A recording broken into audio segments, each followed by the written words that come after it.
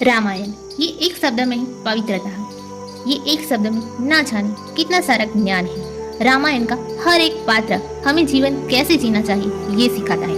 आपने रामायण देखी होगी और अगर अच्छे से ऑब्जर्व भी की होगी तो आपको पता ही होगा कि रामायण का हर एक क्षण हमें जीने की कला सिखाता है। रामायण से हमें कौन सी बातें सीखनी चाहिए, आपको जो भी पता हो जल्दी से कमेंट में बताएं। और हाँ, अगर वीडियो अच्छी लगे तो लाइक, शेयर एंड सब्सक्राइब भी कर देना। तो आज हम इस वीडियो में बात करेंगे रामायण की वो 5 सीख के बारे में, जिसे अप्लाई करके आप अपनी लाइफ में एक बहुत ही बड़ा चेंज ला सकते हैं। रामायण की पहली सीख है अपनी ताकत को पहचानो। जब रावण सीता माँ का हरण कर ले जाता है तब लंका जाकर सीता को लाने के लिए बड़ा सा समुद्र पार करना था। यही सबसे बड़ी प्रॉब्लम थी कि ये इतने बड़े सागर के उस पार कैसे जाए।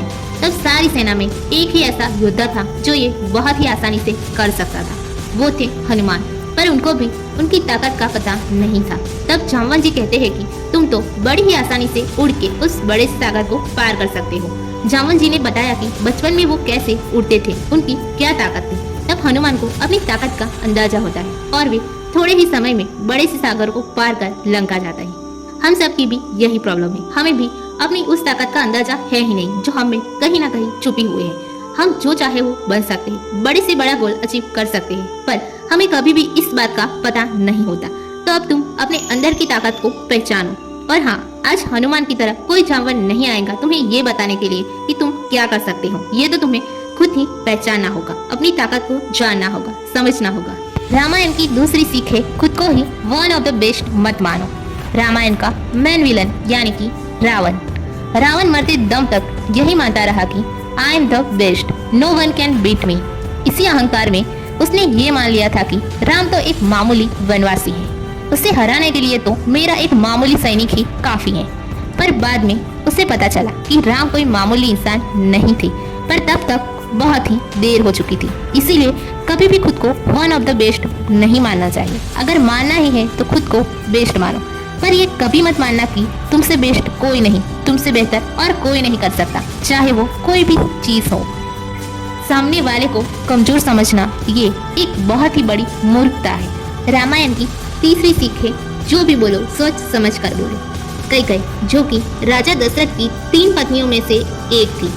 एक युद्ध के वक्त कैकेयी ने दशरथ का साथ दिया था और वो युद्ध जीतने की मेन वजह भी कैकेयी थी। उस वक्त खुश होकर दशरथ ने कहा कि तुम्हें जो भी वरदान चाहिए तुम 2 वरदान मांग लो। पर तब कैकेयी ने कहा था कि मैं वक्त आने पर मांग लूंगी।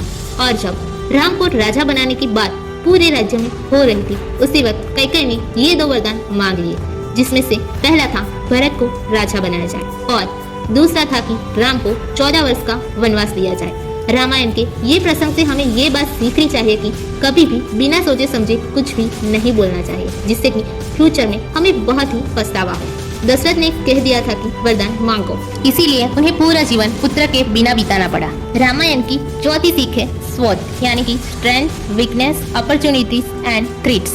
रामायण का सबसे इंटेलिजेंट कैरेक्टर अगर हम किसी को कह सकते हैं तो वो है हनुमान। हनुमान जब पहली बार लंका गए थे तब उन्होंने रावण और उनके साथ जो अन्य योद्धा थे उन सभी की स्ट्रेंथ और वीकनेस को बहुत ही अच्छे से समझ लिया था। वैसे ही हम जब भी कोई लक्ष्य बनाए या कोई भी काम करने के बारे में सोचे तब हमें उस काम से जुड़ी हमारी स्ट्रेंथ, वीकनेस और अपॉर्चुनिटीज को पहले से ही जान लेना चाहिए, ताकि हम खुद को मेंटली और फिजिकली उस लक्ष्य के लिए तैयार कर सके। रामायण की 5वीं सीख है कभी भी हार मत मानो। रामायण से हमें ये बहुत ही इम्पोर्टेंट सीख मिलती है कि कभी भी हार नहीं माननी चाहिए। रावण ने सीता का हरण कर लिया। उस वक्त राम तो केवल एक वनवासी थे, उनके पास ना तो कोई सेना थी, ना ही शस्त्र थे और ना ही वो अपने राज्य से मदद ले सकते थे। फिर भी उन्होंने हार नहीं मानी और फिर वानरों की सेना भी मिल गई। पर बात यहाँ तक ही रुकी नहीं, आगे एक बहुत ही बड़ी प्रॉब्लम थी। लंका जाने के लिए बड़े से सागर को पार करना था और तब भी उन्होंने हार नहीं मानी और एक एक पत्थर को समेटकर बहुत ही बड़ा रास्ता बना लिया। श्री राम से हमें यही सीख मिलती है कि हमें हार नहीं माननी चाहिए।